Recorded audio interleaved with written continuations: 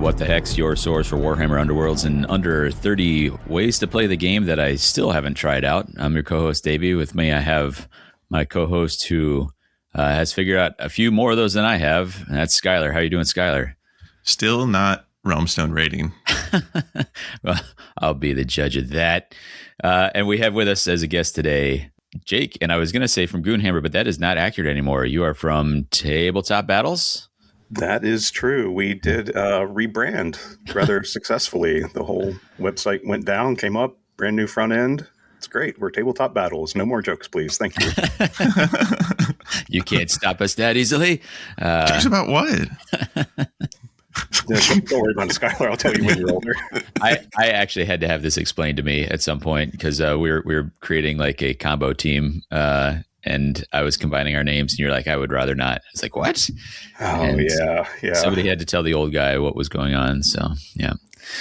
Anyway, for your context, I have no idea what day it is because I've been working so much that time has no meaning. It looks like it must be the 26th of April, a Sunday. We are still eagerly anticipating the Skyler, help me out with the name of this warband, the Wind Elves. I know it's a THY sort of thing going on. Yeah. Sure me right on the spot there, didn't you? It is Zool and Company, the warband. Zool and Company. I saw the Fox, right? Yeah. Yes. My head immediately went to Ghostbusters. There's no Dana, only Zool, and I was like, man, I cannot figure out what in that warband looks like something from Ghostbusters, but maybe the one's very Sigourney Weaver-ish. I don't know. Anyway, it's like Tyrael's Zephyrite, something like that. That probably checks out. Sounds elven to me. I'm grabbing that straight from memory, but I think it's Zephyrite and like Tyrael or something like that. Now I get to decide if I'm going to edit this to make it sound like we know what we're talking about, or if I just leave it in to expose us for the frauds we are. But hopefully something on that soon. That'd be great, and maybe a deck to go with it. Although we haven't seen anything about that.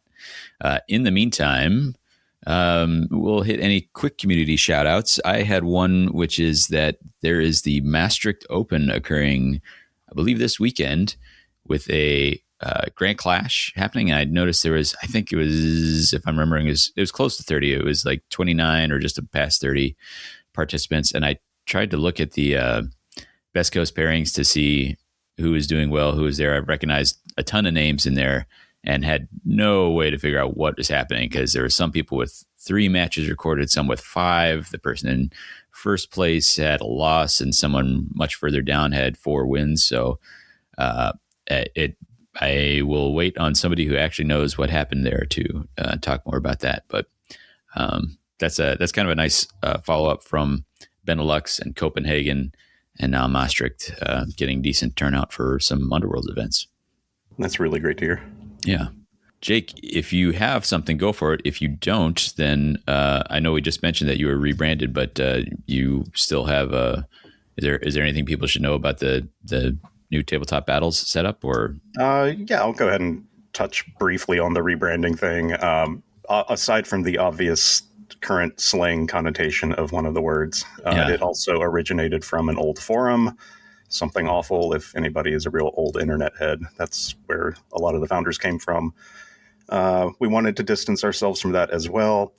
And also the Hammer part of it. The website's not strictly about Warhammer. There's a ridiculous amount of games coverage there. So we wanted to widen the scope so that when we're approaching other companies and being like, hey, we can cover things, they don't just think, hey, you're a weird Warhammer group. Yeah. I actually do use the site for a fair amount. You know, if sometimes I get really excited about models from a particular line or something like that. And I've learned that I can, I can head off the urge to go buy it if I just kind of read a lot about it. And then I'm like, okay, that scratched that itch. So I've been doing that for a few things there. I think I read a lot of the Trench Crusade coverage and stuff like that. So nice. Yeah, that's been pretty fun. Also, I guess after saying all that about the rebranding, we are still having the Goonhammer open this year. um, we haven't figured out a new name for it, so I think we're just going for Goonhammer Open. The last one, it's not publicly announced yet. I think it will be announced tomorrow, Monday, which means by the time this goes out. And if it's not, hopefully nobody that can get me in trouble will hear this. It should be on the weekend of July 11th and 12th. Okay. We will have one of those days for Underworlds, and there will be a World Championship ticket on the line. So awesome. Yeah, check out the website, and we'll have more details on where that is. Skyler, anything you wanted to shout out there? Yeah, Davey, we have our Q2 event coming up. So Madtown Throwdown Q2. Definitely come join us for that if you can. It's going to be on June. I just want to make sure I get this date right. June 13th. And we're going to have 3 golden tickets on the line. So we're hoping if there's ever been a time to come and join us, that kind of helps close the deal and draw you in so that we can enjoy your company and play games with you. 3 tickets. What are we, Canadian? What? The nice thing is we don't have to worry about any U.S. Players coming and stealing our tickets like the Canadians have to worry about. But we'll see if they can, come muster the same. Fair enough. I think that covers it. Unless anybody's got something else, I haven't even mentioned the main topic, which is we're going to be talking a little bit about approaching the game in a different way, finding ways to kind of freshen up how you're going about things, and just some of the ideas that we've had, we each kind of pursued for taking care of that sort of objective, like finding a new twist on the game for whatever the reason may be. Anybody got anything else before we jump into it? Let's dive. Let's go. Right. So I had this thought. This year kind of took I've taken a conscious step back from that more competitive level of play. Just, we did a bunch of travel last year for Underworlds things, and I was like, man, it would be nice to let some of the other half of the family that is not Emmett and I get to call some of the shots for what we travel for and all that sort of thing. So we are doing that, and then I said, well, if I'm not doing my usual self, which is chasing the meta at all possible costs, how else might I engage with the game? And Jake and I had a conversation back at Worlds when I was embarrassing myself with Thundrix and he was ghosting about, and we talked about this idea of the Hexodus project, which has had several failed attempts in the past. And for me, that was just a way to try new warbands. So we talked about doing a collaborative, and we actually have been doing that roughly once a month. Basically, whenever Jake sends me a message and says, we should probably put something out, then I will finish off my games and we'll make it happen. So I think that was kind of the first example of that in the idea of, how many warbands are there now? We are over 50. I think we're close to 60 or something right now. Yeah. Just legal, not even counting the legacy stuff. Whatever they're called. I don't think they have an official term. I always refer to them as legacy, but yeah. It's hard to count because I always rely on Underworlds DB for that. And it still retains, the legacy warbands, so that you can, explore them as an option casually. But it means that I go in there and I'm like, okay, I'll count them all up. And then it's like, wait, there's no easy way to then figure out which one of these are legacy. So you got to click on each one real quick. Well, the good news is I am a nerd with a spreadsheet. There are currently 50 legal ones. That's not counting the whatever the wind elves are called. I already forgot. And 18 legacy warbands. That's Thyriel's Zephyrites. Sure. Nice. If you say so. So 50 warbands. Many of these I had played at some point, but I have to go back to first edition for some of those. And so it was interesting to look at it and be like, I like focusing on a warband, kind of getting real familiar with them, but there's tons that I haven't. And So giving myself sort of a forced project to work your way through it. And some of the things, just talk a little bit about some of what that brought to the table there.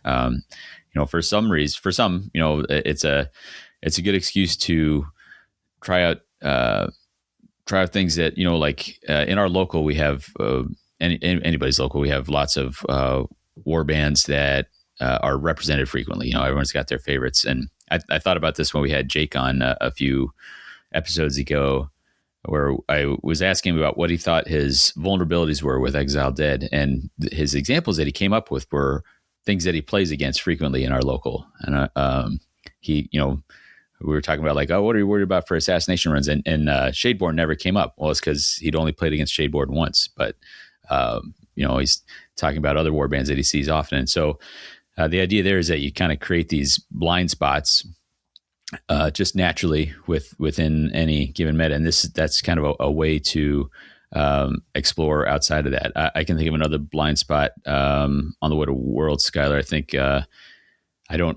I know you were not there this past year, sorry, but you could have been. But I think we might have both been. I was certainly taken by surprise, and you might have been too by the fact that I always want to say Godsworn Hunt, but no, the Gnarl Spirit Pack were pretty well regarded, and they just were overlooked in our area. Yeah, absolutely. Yeah, it's the joy of finding out that your meta only has so much bandwidth, and metas evolve differently. So two metas with the same bandwidth are going to arrive at different places, and then you get to clash and all that kind of stuff. I love it. Yeah. I mean, it's easy to think in this era of, internet and Discord servers and stuff that meta, the global meta is universal. But I think I keep having reminders that it's not. Jake, did you feel like you got to Worlds with some blind spots, or was there anything that surprised you there, for as an example, that your local wasn't dipping into as much? Yeah, my local scene's a little bit smaller, but there's definitely somebody who plays the hell out of Gnarl Spirit Pack. Craig consistently kicks my butt with him. I think I'm 0-9 into him right now with him. But, so that wasn't a surprise for me. But seeing some of the other, Shadeborn was also a blind spot for me, and also got my butt kicked there. It's weird how that happens. Yeah. But yeah, it's neat seeing each of the little microcosms of groups that have their own stuff develop. I know over in England, there was some real focus on Annihilation that happens a lot in a lot of their events, and that's just something that doesn't pop up over here too often. I don't know, it's really neat. And then when they come together, you get this cool blending of a bunch of I don't want to say big fish in small pond, but it's cool how everything meshes together and people learn from that. Yeah. Yeah. So I think there's this aspect of, hey, discovering things that were more competitive than you realized. I think another good one that I've found is it may round out your understanding of something. So if, for example, I would say that the Soul Raid weren't exactly a blind spot for me. I knew they were strong.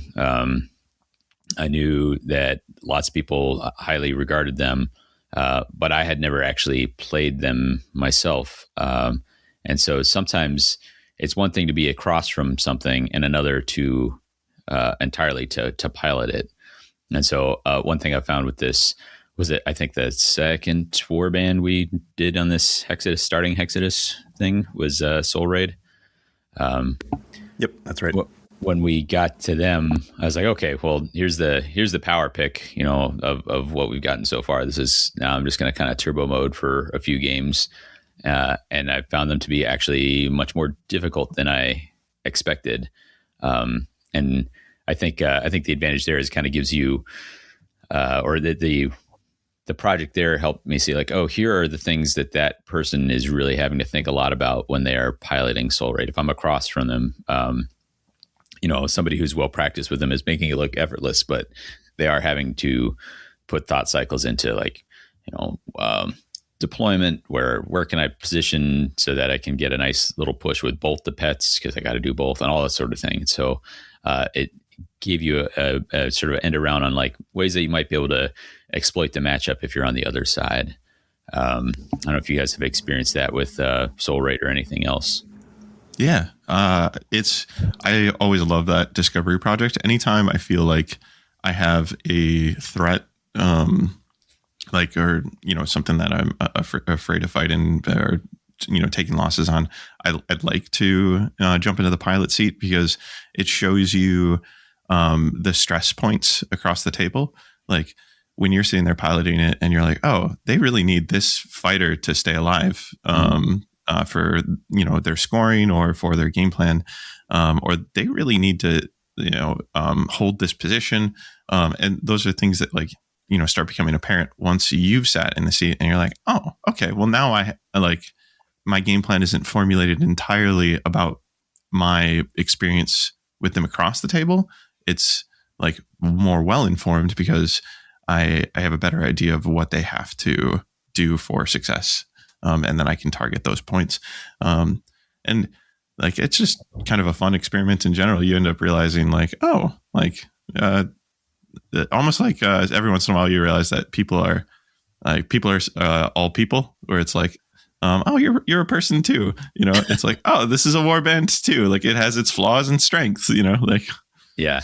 I don't know if that waxing there lands quite, but it's fun to be reminded that, like, oh, you know, at the core, there's like everything that I would expect is still here, you know, sort of deal. So, I mean, for me, it's also even a parallel of like, oh, that player that I thought was just piloting a good warband is actually also a very good player. I think yes. I've had that sentiment before as well. I think I've learned that a few times about in our local about Wellner, where I'm like, let's X out that has such great action efficiency. And then when I actually go to play with them myself, I'm like, oh man, he's actually doing a lot of work here to make sure they're lined up correctly.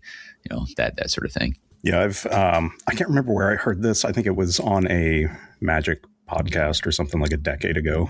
Good grief. But there's a couple steps toward learning a game.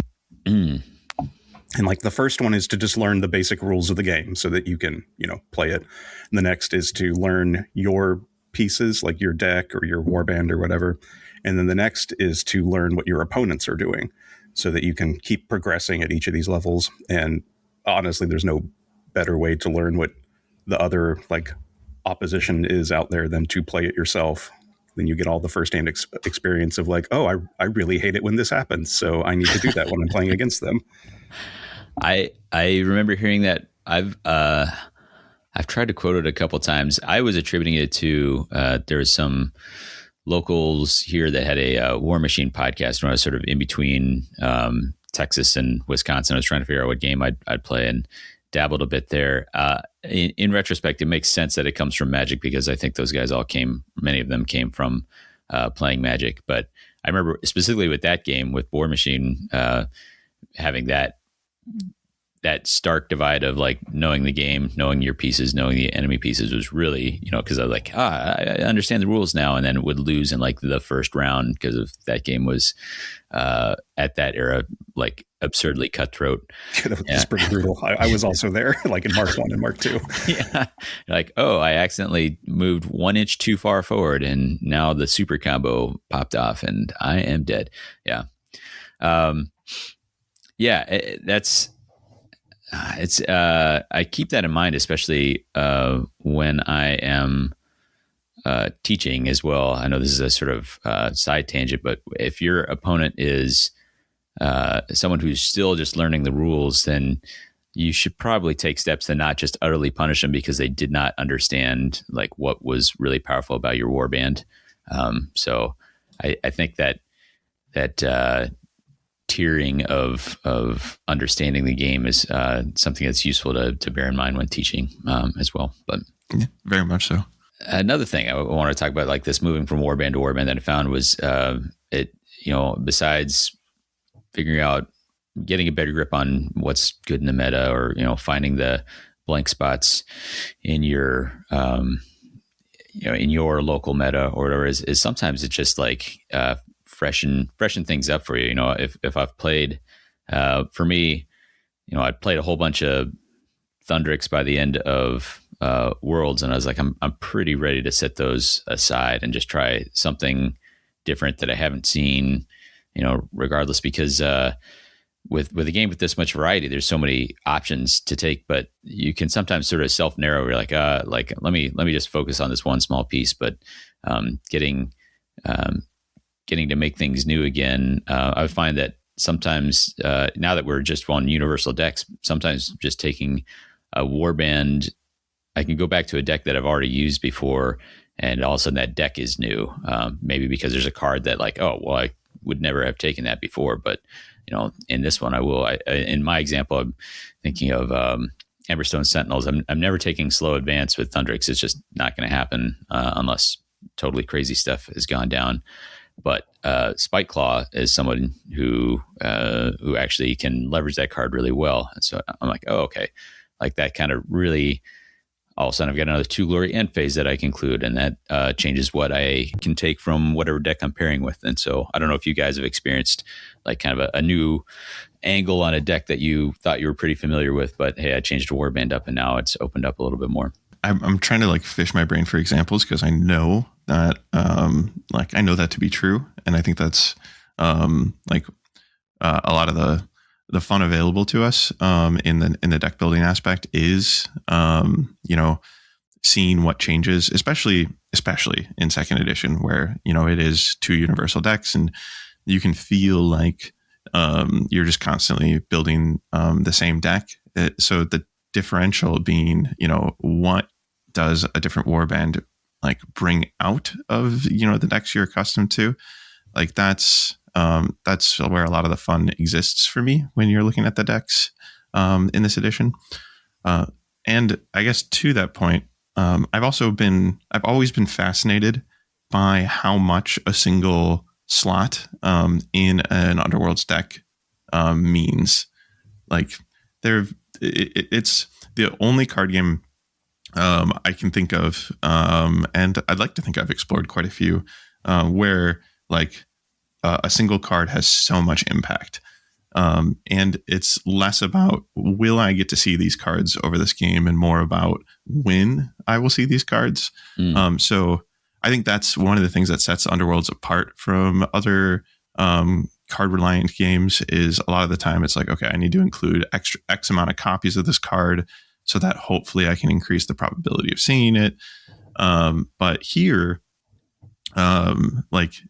you're going to see majority of your cards, and it's more about when are you going to see it is like how the variability comes through, and how you have to adapt to the game plan. Like, sure, there's going to be games where maybe you didn't get all your cards or it didn't come up, but when it does come up, one card means a lot here. So that is to say, like the difference that you've pinpointed when you're grabbing a different warband and able to bring a new card out, like it's crazy how much like that changes the picture. I'm looking forward to a bit later in the discussion talking about a Raging Slayers experiment I've been doing, and when I'm one of the warbands I identified with that is Blood of the Bull. And I've been I actually think that this is a really good deck, and I've been having a lot of fun with it. I am interested now. Yeah, that's interesting sounding. And it makes Adrenaline Rush a card that like not only makes sense to include, but is really good in this pairing. That's a card that I think like gets left like 90+% of the time. Can you remind us what Adrenaline Rush does? Because this is a card I'm going to have to look up. Absolutely. I am literally doing that right now because I was like, I could not tell you at all what this is. Pick up to 2 enraged friendly fighters, remove their stagger tokens. Oh, interesting. Right. Wow. Yeah. Okay. And so, in this pairing, because Blood of the Bull want to be delving treasure tokens specifically, and if they do so, their War Scroll pops off, right? Like they get these Demon Forge dice that are crucial to their power level, and making sure that they can be a threat on the table. It's kind of like the only thing they got going for them. And so it's like, how do I access their thing more? Well, like this is a card that can do that. And so I have been having a lot of fun getting to think about enraging fighters so that I can shake these delve tokens and get more Demon Forge stuff off of them. And it's even this puzzle where during a game with them, it's like, okay, I'm currently on and staggered. I'm on a cover token. Okay, that's fine. I need to delve it again right now to get it back to treasure. It doesn't change my stagger status at all. But once I'm set and I'm back to being staged on 2 treasure tokens, clear them. There are times where it's like, oh, I'm on cover, so like I'll just deal with that later. It's like, no, deal with that now, because like if you want to use Adrenaline Rush, you got to be on the treasure side for it to matter. Anyways, it's it adds so much to this deck pairing, and it's a single card, and it's a single card I would never like take otherwise. But here it sings. That's pretty fun. Yeah, there's a card in Reckless Fury, Surge called Living Bludgeon, and you get to score it after an action step if a friendly fighter has a guard token and a charge token, and they're not in friendly territory. And that's something I didn't include in a lot of my, barf style decks that I was doing early on. And then I started noticing a couple of these warbands have really good ways to just go on guard, like Morgok's Crushes and Gnarl Spirit Pack. So that makes it a uniquely helpful card in those decks to squeeze in another fairly easy to do Surge when your War Scroll can just turn it on and enable it. Yeah, that's and that is kind of a uniquely second edition thing to some extent. You might have had some of those abilities on fighter cards in first, but in second edition, where we have these War Scrolls that says, here are these cool things your warband does, and you will be guaranteed. It's basically like, hey, that warband deck you used to have, it's already in your hand right now, and so it'll be there. And so building strategies around using that War Scroll, I think, are particularly strong. And I think, I think that's why it can highlight a particular card out of a universal deck, because that card unlocks if you have the other piece of the combo. Well, if you're guaranteed the other piece of the combo, you're good to go. Yeah, it makes it a lot more reliable. Often you can see little 2-card combos, but that's not usually something I try to build toward, because it's singleton in this game. There's no way to guarantee you'll have those 2 cards in your hand at the same time when it matters. But like when one of those cards is just on your War Scroll, so you start the game with it, you always have it, then that's a lot more reliable. Yeah. Card combos are always messy, because like if you draw it and you're like, oh, I can't wait to do this combo, well, then you also have to like hold a slot hostage and draw less cards that game. Fewer cards that game. Yeah. So totally. So that's another sort of comparison with deck building. Skyler, you mentioned earlier about how you're going to see most of your cards. So you would think that would kind of help with the combos, but I think to Jake's point, because it's singletons, you're only one at a time. So it's this kind of interesting outgrowth of, my deck is maybe, we're assuming we're taking the minimums here, although I think we see lots of 13 objective card decks, but it's 32 card decks, but it's not even really a 32 card deck. It's a 12 card deck and a 20 card deck.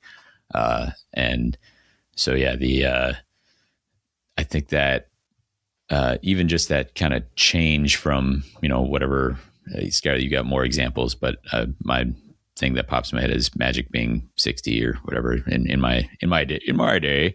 I don't know if it's still that way, but I think it is. Okay. I like seeing how just tweaking the numbers there can like change the dynamics. Like I bet this game would get real weird if you all of a sudden said, hey, you can have a 40 card power deck, and you can have duplicates or whatever the case may be. Yeah. That'd be weird. It's also a game where we don't get a sideboard. Like a lot of card games are like, if you want to like have tools for different matchups, bring a sideboard. But I think here, because the potency of each slot, like that would look real nasty, actually. It would also like make less sense here when it's like you've got two decks that make up your entire card pool. But we've been playing the game, you and I, Davy, long enough to remember Championship, and we didn't have a sideboard there when the card pool was 300 plus cards. I remember thinking I was glad that I didn't have that, because it would be so easy to be like, oh, that's a menace in the meta, or my weakness across the table. I'll just bring a silver bullet.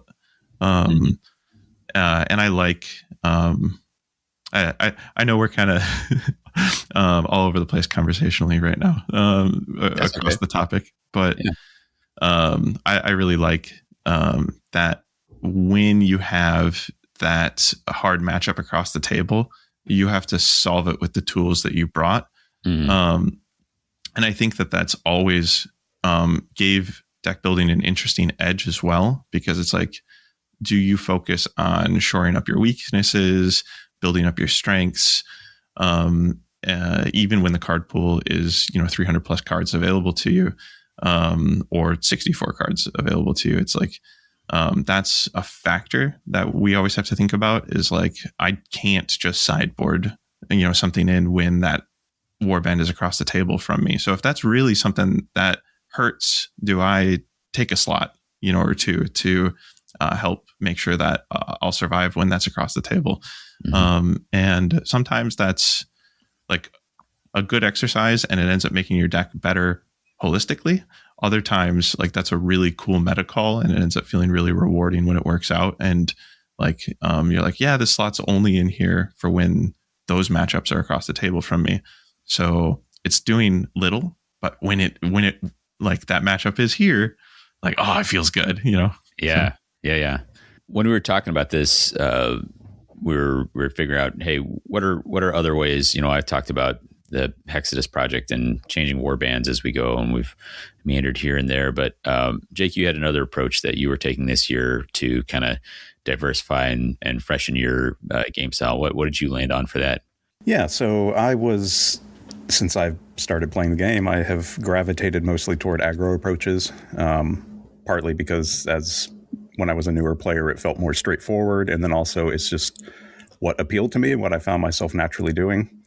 And then every once in a while I'd run into a game where I'm like super jealous of the other player who can just like stand on things and score their deck. And I'm like, man, that sounds so much better than rolling dice and hoping they work. So I decided this year to really focus on that and learn how to do the hold thing a little bit better.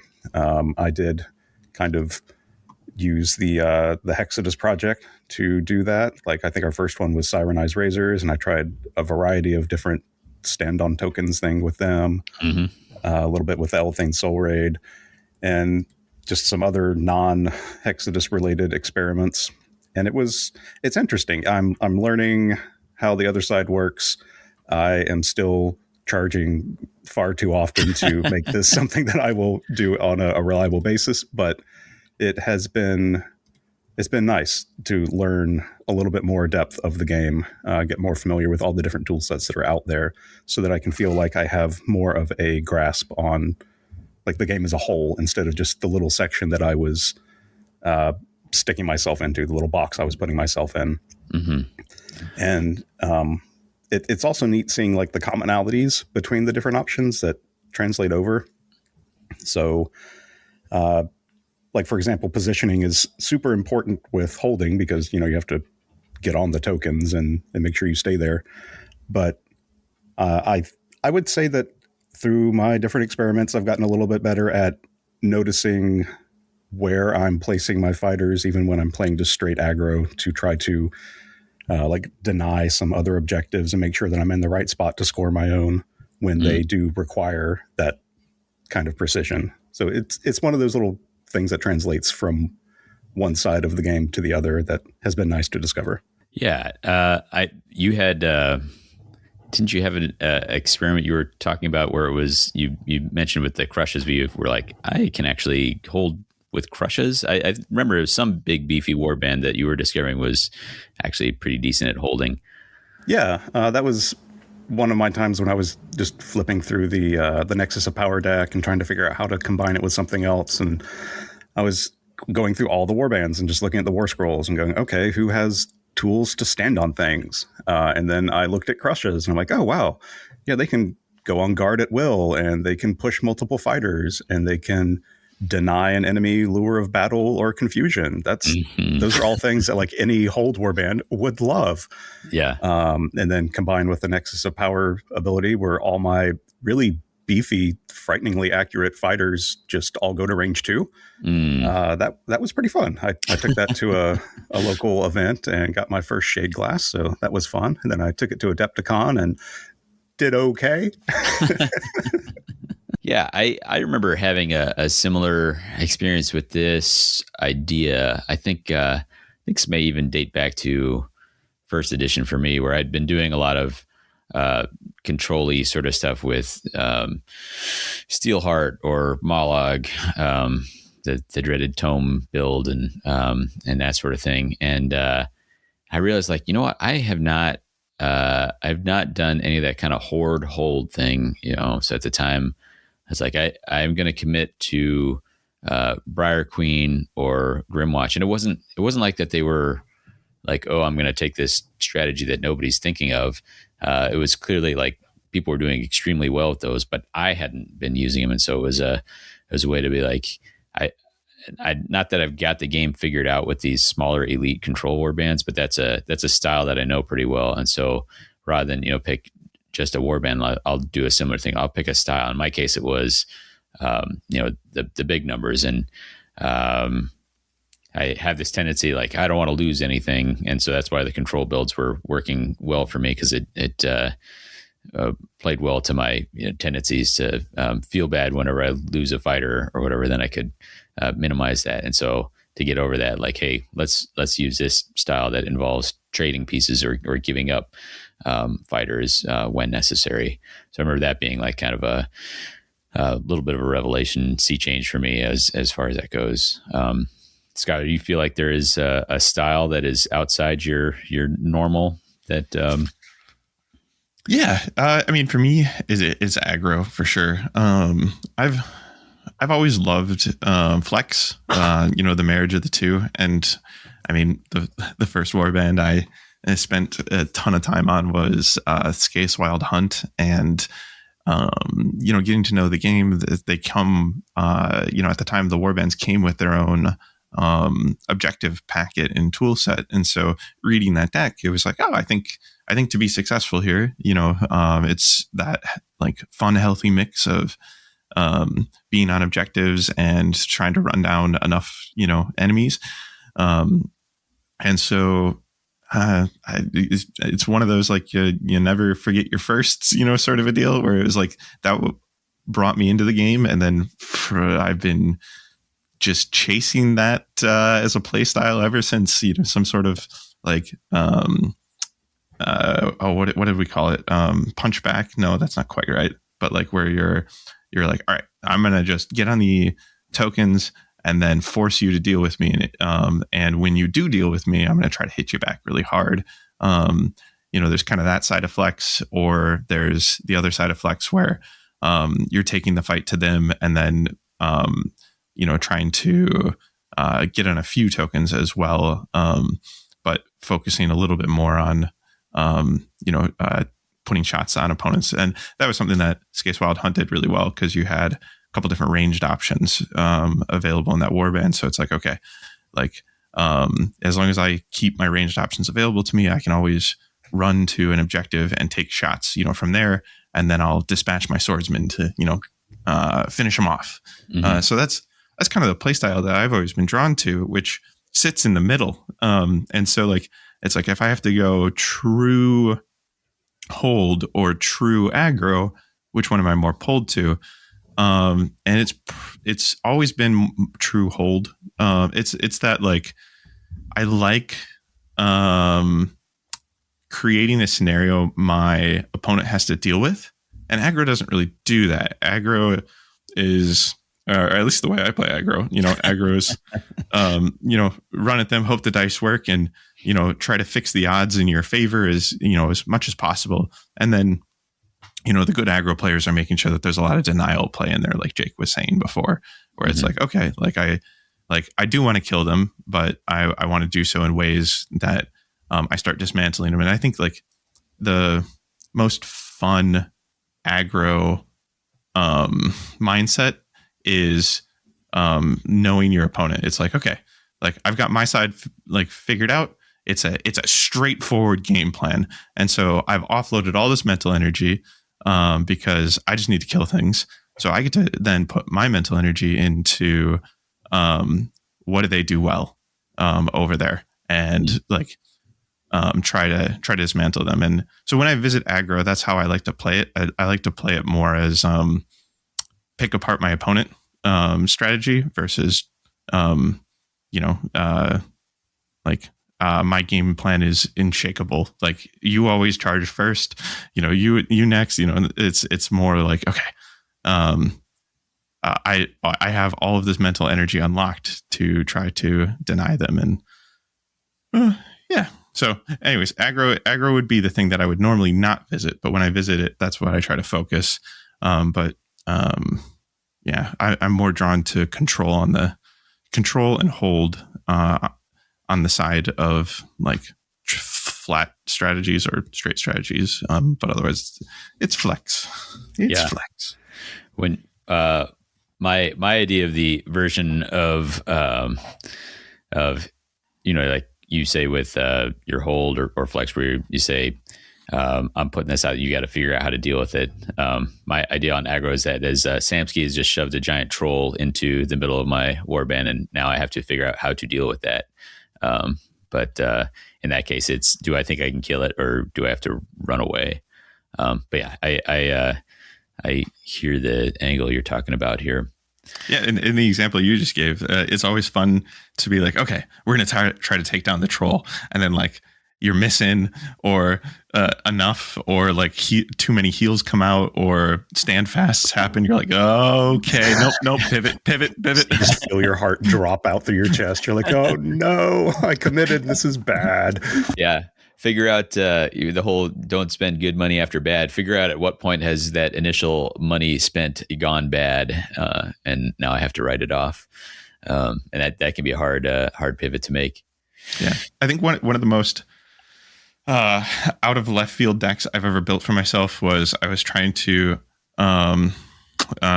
Second edition has been a love affair with Ildari's Guardians, and there have been many different moments where I've just been like, okay, what else can they do? Like, how would they look if I built them straight aggro? How would they look if I really focused on hold? Because that's a very flexy warband as well. And the straight aggro build was like I brought 2 cleaves and with me, I think it was like Blazing Assault and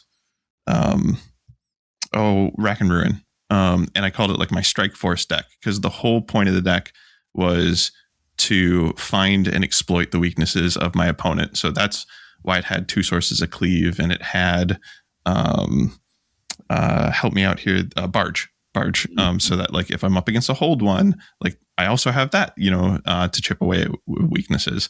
But again, more that I never really play true aggro. I more so play to try to exploit weak points and find them as successfully as hopefully I can. What's more aggro than finding the weak points and hitting them? Yeah, that's fair. Skyler, kind of the approach you took to this idea of, hey, what are new ways to engage with? You kind of referenced it earlier, was let me take a deck that I don't know a lot about, or don't use a ton, or don't encounter a whole lot, and have that be my starting point, and then see where that brings me. And how did you kind of land on that as your idea to approach things? I know you have a long history of being really engaged with the deck building side of things, but yeah, when there is a deck that I have not spent time with, and its name is not Realmstone Raiders, I think to myself, how can I like get this on the table and like experience what it has to offer? And so that it ends up being the starting point of the lens. Like most of the time, it's like the warband I'm most drawn to, and then like just try stuff. But I think a really fun angle to shake it up and take you out of your comfort zone is to be like, okay, I want to see like what I can do with this deck. And so like you pick that and then you start trying to find synergies in the game. Like that's always the like lens for me, is where do the synergies exist? You know, whether I'm starting at a warband or a deck. And so Raging Slayers, at first, after it got its change, I felt like the community holistically was like, oh, this is really interesting. Like, does this make Raging Slayers more viable for more warbands? Because, you know, like when it was just a reroll that it was offering, it kind of like found a little bit of an audience with aggro. And, you know, something like hyper aggro and glass cannony, like the Shadeborn.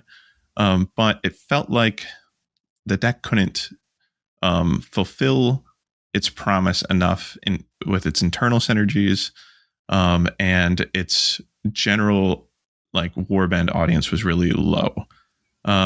So after the change, I think people were like, okay, like you can guarantee overrun, you can guarantee stand, or that like your opponent isn't stand fasting, and you're able to throw more rage tokens, you know, around the board.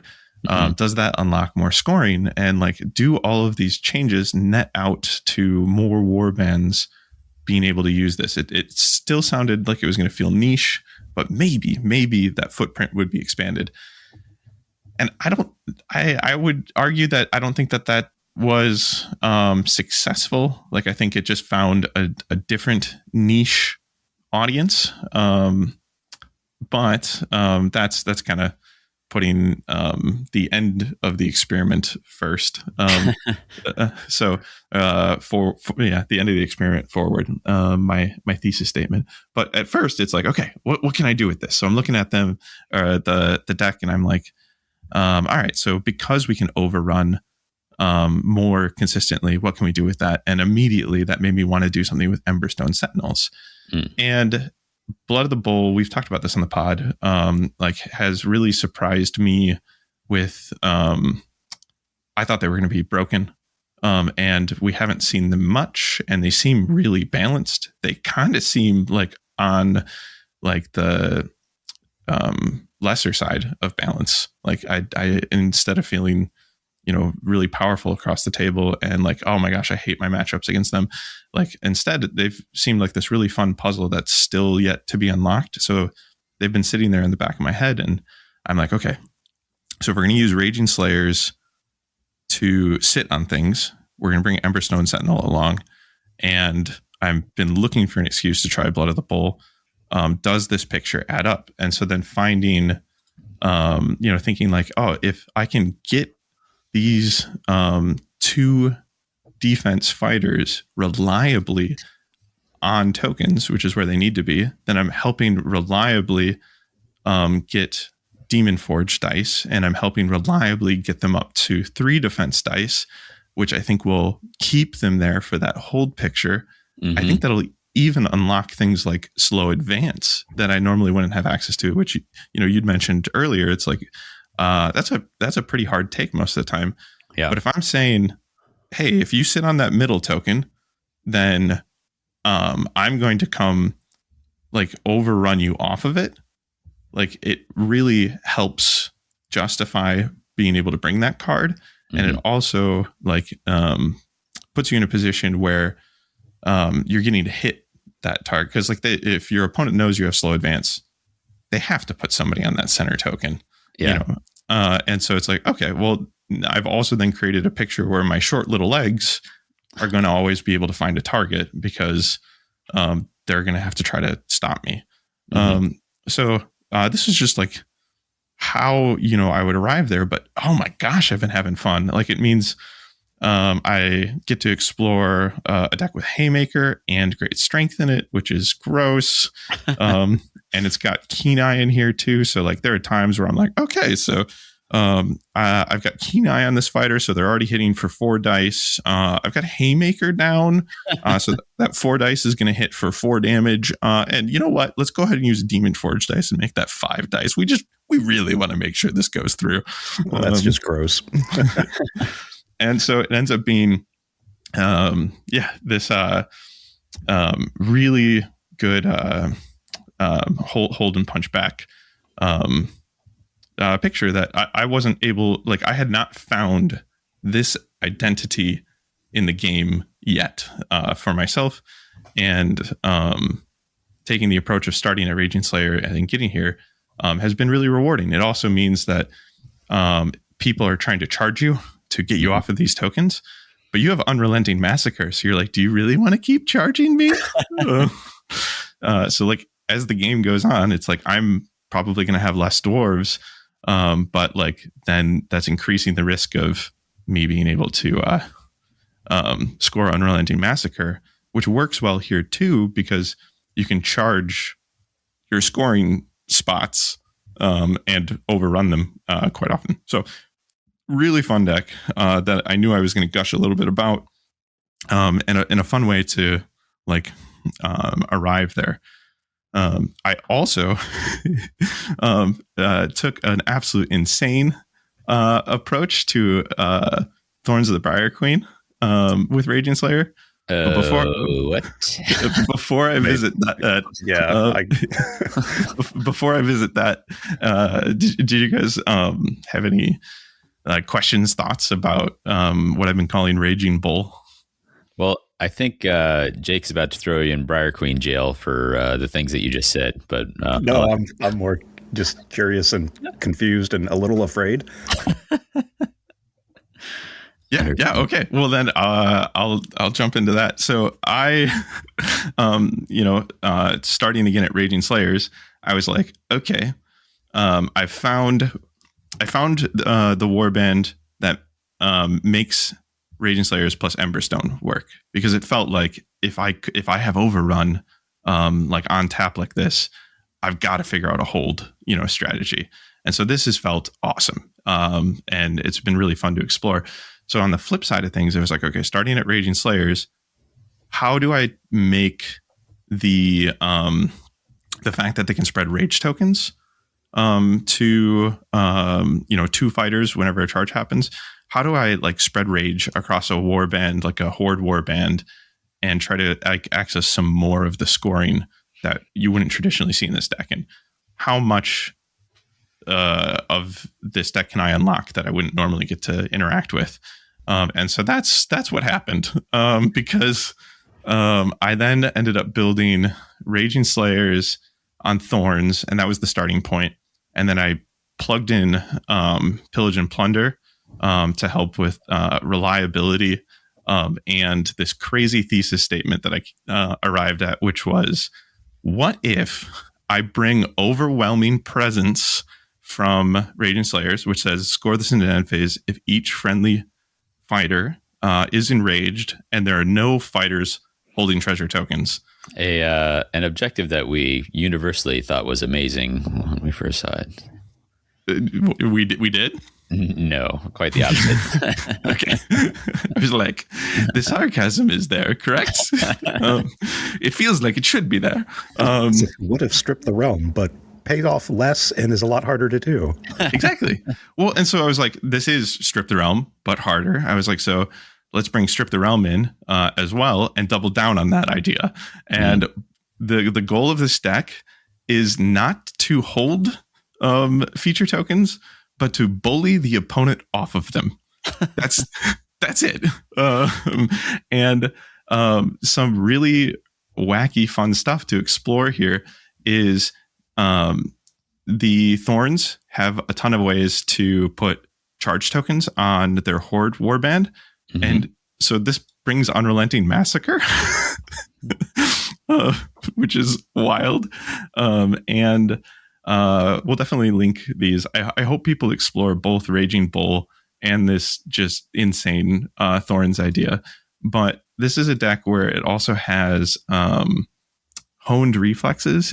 Each time you make a save roll for an enraged friendly fighter, you can re-roll one save dice in that save roll. This effect persists until the end of the battle round or until another domain card is played. I've played this deck 3 times now, and this deck is I want to put this out here. This is not a competitive deck. This is I'm going to have fun in a way I haven't deck. I've enjoyed all 3 of my games with it. It's a lot of laughter because it's playing the game in a way you haven't. You actually want to mulligan at the beginning of the game if you don't have honed reflexes. It's not a sure thing, like I need to mulligan my power, but it's a huge tell that you might need to mulligan because getting honed reflexes early is worth it. And it's such a weird way to play the game. It's like, okay, I have 7 2-dodge fighters, and I want to re-roll my defense this whole first round. Cool. And so, the longer the game goes on, the fewer fighters you have to benefit from honed reflexes. But if you're like then doing all of this charging early on, you're putting rage tokens on 7 fighters very quickly. And you're like, go ahead, come hit me. I'm in cover because you're running around trying to delve things down. I'm in cover on 2 dice and I get a reroll. And like I'm already working towards Unrelenting Massacre because I'm charging like crazy and I'm like mugging like crazy. So if you continue to charge to deal with me, you're going to contribute to Unrelenting Massacre.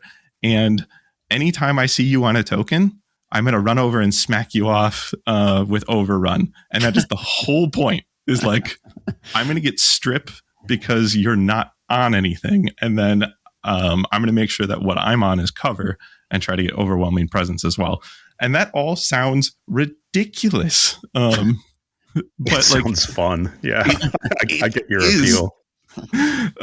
And so like I had not approached the game like this in all of 2nd edition, where I'm just playing this giggling to myself deck where I am just frustrating you as my opponent by constantly kicking you off of tokens. And I had the joy of telling my opponents when I sat down, hey, by the way, I'm playing Raging Slayers and I'm playing, Pillage and Plunder. My goal is going to be to not ever let you sit on a token, and then try that out. And it was a great time. My first game was against Kagras, and so I did not win that game because Kagras can like say no to this picture better than you can fulfill this picture. But it was still super frustrating, and like. Alex had to use, or for Alex, and he had to use like all of his abilities and like all of his cards like in round 1 to like stay in the game and like get the leg up. It's those are 2 ways, taking the approach of starting a deck that you're not familiar with and like building off where like I had the different goals of finding synergies, right?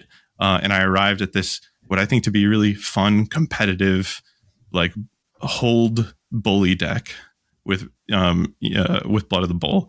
And then here, this like just crazy fun Thorns deck that I never would have arrived at if I didn't start at Raging Slayers and ask myself, like, where can I find the synergies here to make some of the other parts of this deck work? So yeah, it's a good way to try things that you normally wouldn't try. That's pretty cool. It also makes me think about a unique thing that Underworlds has going for it. In a lot of other like bigger war games, you get the idea of a faction specialist, like somebody I just play, I don't know, the orcs or something in some game, and like they just really focus on that. But in Underworlds, there's not really a whole lot of hurdles to get into a new faction or deck. Like the momentum required in something like 40K, where you've got, a couple hundred models and you spend all this time playing and building that. It's a lot harder to hop into something new. But in an Underworlds, you just, pick up your 3 to 7 models and go. There's not like a huge barrier of entry to trying out some new stuff and getting out of your comfort zone to just mess around and experiment with things. Yeah, it's like, being able to start at that deck and arrive at a warband. It's like, it's very easy for me to then just like pick that up, like you were saying, right? It's like, I just have these 3 to 7 models, and I have their war scroll. Like grab it, toss it in. Totally. I guess is what I'm saying is that you don't have to sit here and build a whole army to try something different. Yeah. I think a good example of that is, as you guys are talking about these different things you've tried out, different product. I'm sitting over here. I'm like, I could try that. I have that warband. I have that deck, and I don't have to. I just the things I'm hearing right now, I can go try instead of being like, I can try that in about 3 or 4 months. When I get enough things built or put together or whatever. So that's a good one. It's a much lower commitment to being silly too. Like if this Thorns deck sounds like a blast, you're not like, yeah, that sounds fun, but like, does it really sound like put myself through 3 months of, building models and painting, fun? Yeah. It's like, oh no, I can just go try this. This sounds ridiculous. Yeah. So. I think we've covered most of the ways that we wanted to talk about sort of engaging with the game, but I wanted to touch on a few others that came to mind. There's try a different format. And for this, I'm thinking back to like our Q3 where we did a team event. I'm thinking about, I can't even remember what we called it. It wasn't our Super Bowl. It was like our toilet bowl when we had to take war bands and pairings that other people devised for us. Like the listener submissions back, I don't know, probably 80 episodes ago. Yeah. Did we call it like Sleek's Bowl's dumpster fire or something like that? That's right, because he was responsible for that. That's right. Sleek's Bowl, same thing. Anyway, those are ways I remember just having an absolute blast with that. And to be fair, I was allowed to play Godsworn Hunt, which was always going to be a good thing for me. But getting to playing it in a different way, like you said, you're doing something silly or doing something different, or finding a format that's a change. We mentioned the World Team Championship, I think, came up in recent episodes from some of our guests. That's a different way to engage with the game. So that's another way to go about it. Find some other way. Go ahead. Oh, like Zach with his warband wheel.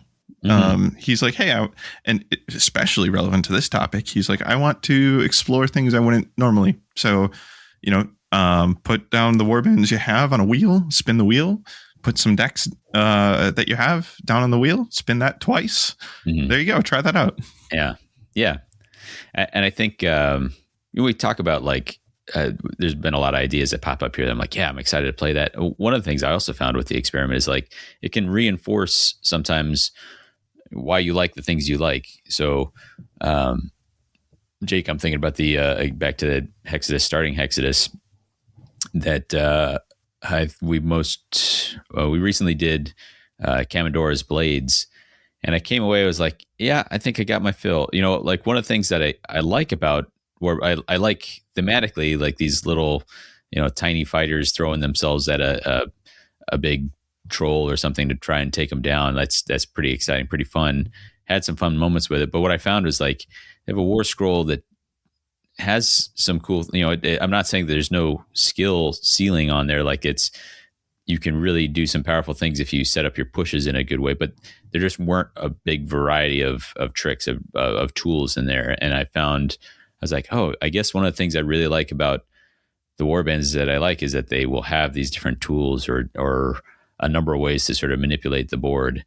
And it reinforced for me the value that I place on that, just kind of the inverse. So like, here's a negative reinforcement for that. I don't know if you experienced that with any of your Hexadus picks. Yeah, that was definitely my feeling with Siren Eye. I really wanted to like them. Yeah, maybe in another life. I guess I'm kind of reminded of I have no idea if it's real or not, but like the Thomas Edison quote of like, he found 10,000 things that didn't work when making a light bulb. So every like failed experiment was still a success. And I kind of apply that to the Hexadus stuff. Like I learned that I don't care for that style warband, and that's, that's something to learn, and that's great. And I have expanded my mastery of the game, which is something I really enjoy doing, by learning that I'm never going to do that again. Absolutely. Yeah, I mean, I think what we hope that you get out of listening to this is just, if you're feeling a little stale, a little in a rut, there are a whole lot of ways where you can kind of change that up and re-engage with a game that, if you're engaged with it enough to be spending your spare time listening to a bunch of boneheads like us talking about it, then you must like this game pretty well. And so sometimes just something to, give you a little change will help you get back to that full engagement, or the fun that you sometimes need a little prompt to get back to. Yeah, do something weird. You will have probably fun doing something weird, and you can actually learn from it and apply it to, when you want to get sweaty and try hard, if that's something you're into. You can still learn from doing really weird stuff with ghosts and raging slayers, I guess. What if I'm sweaty and still not trying hard? That just means it's Atlanta and it's very hot. Yeah. I'm going to go one more time around. Any other final thoughts here before we kind of wrap this up? Well, hearing none, I think we'll get on to our outro here. If you want to talk about some different ways that you engage with the game, I would encourage you to do that on our Discord. You can also send us an email, whathehexcast@gmail.com. One thing that we missed in the community shoutouts I wanted to make sure to cover for this is that if you need a prompt for this, Staggerers does a deck challenge, which I just love the idea of.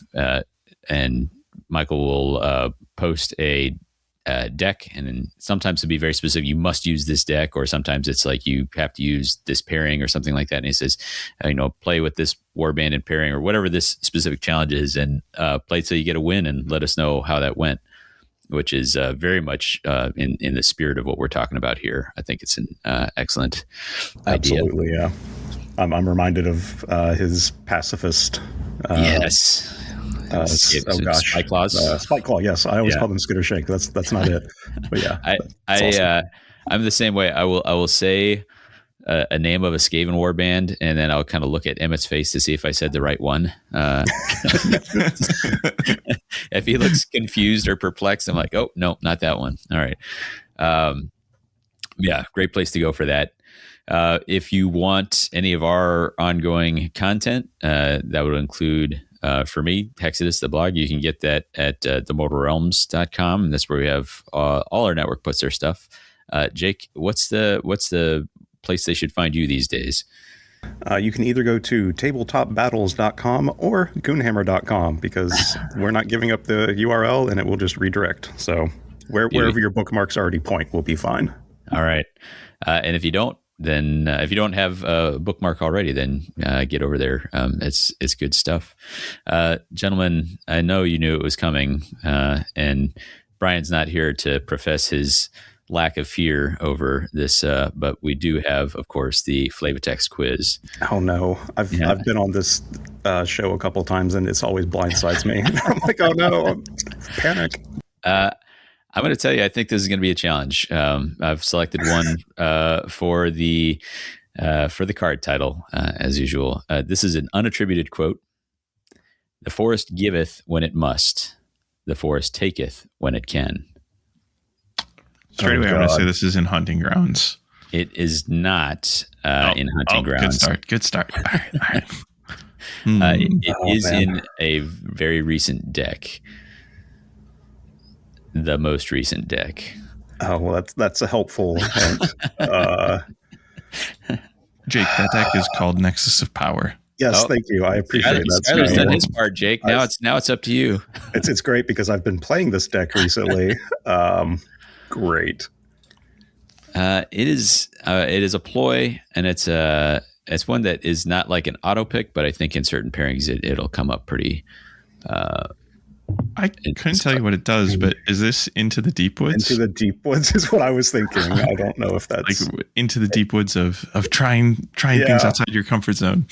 That would have actually been a great pick. This is Unearthed Treasure. Of course. Okay. Wait a minute. Is this the opposite of Crumbling Mine?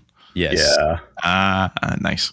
Yeah. I was going to say Pilfer because that's what I'm going to do to some of the deck ideas you guys have talked about today. I love it. Excellent. Your recommended listening. This is not exactly a deep cut, but I enjoyed the duality of its album title paired with the song track. And for this one, it is Found Out About You by the Gin Blossoms. So found out about something new. And it's on the album New Miserable Experience, which you get to have when you try some of these. So for What the Hex, I've been Davy. And I've been Skyler. And I've been Jake.